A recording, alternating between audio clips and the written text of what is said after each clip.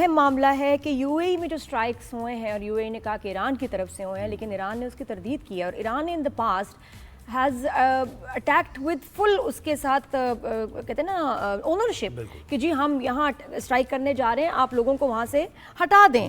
हमेशा वार्न भी किया है यूएई के केस में, लेकिन ऐसे वो क्यों करेंगे और फिर मानेंगे नहीं। लेकिन यूएई कह रहे हैं कि जी इन्होंने ही स्ट्राइक्स किए हैं, इजराइल भी उसको कंडेम कर रहा है। ये सूरत हाल क्या है?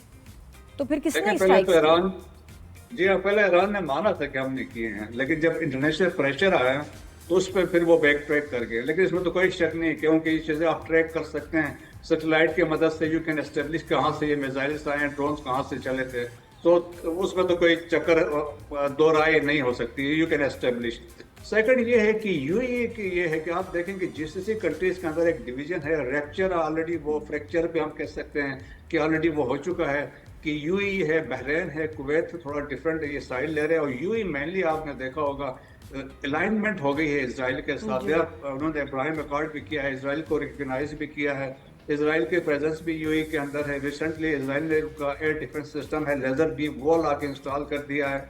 सो एक हम ये कह सकते हैं कि फिर ऊपर से देखें 6000 मिसाइल्स और ड्रोन हमलावर थे जीसीसी के अगेंस्ट यूज हुए थे, उसमें 70% दे वर fired eight UAE.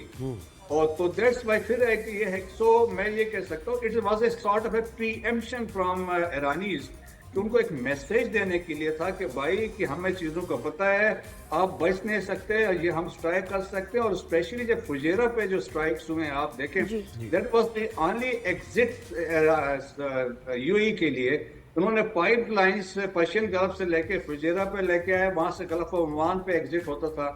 1.5 million barrel वहां से एक्सपोर्ट करते थे। तो एक वाज़ेह मैसेज दिया कि हम इसको भी ब्लॉक कर सकते हैं। सो उससे देखे बहुत ज्यादा खलबली मच गई है। और फिर जो नक्शा भी ईरान ने इशू किया है अभी रिसेंट, जिसमें उन्होंने ये दिखाया है कि पर्शियन गल्फ में स्पेशली जो एरिया बनता है उम्मुल कुवैन और रास अल खैमा से एक पॉइंट उन्होंने ड्रॉ किया है टुवर्ड्स ईरान की तरफ, कैशम आइलैंड की तरफ, और फुजेरा को पीछे गल्फ ऑफ ओमान में वो भी शामिल किया है। उन्होंने कहा this is our area of responsibility. So एक वाज़ेह में सिग्नलिंग की गई है टू यूएई कि हम आपको वाच कर रहे हैं, हम आपको कंट्रोल कर सकते हैं, हम आपके एक्सपोर्ट को रोक सकते हैं।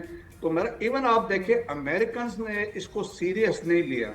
उन्होंने ये कहा कि ये सीज फायर वायलेशन में हम इसको सीरियस इसलिए नहीं लेंगे, कोई मेजर एस्केलेशन नहीं जी जी जी बिल्कुल। जी थैंक यू। जी जी बिल्कुल ये सारे मामला चल रहे हैं। बिल्कुल थैंक यू सो मच।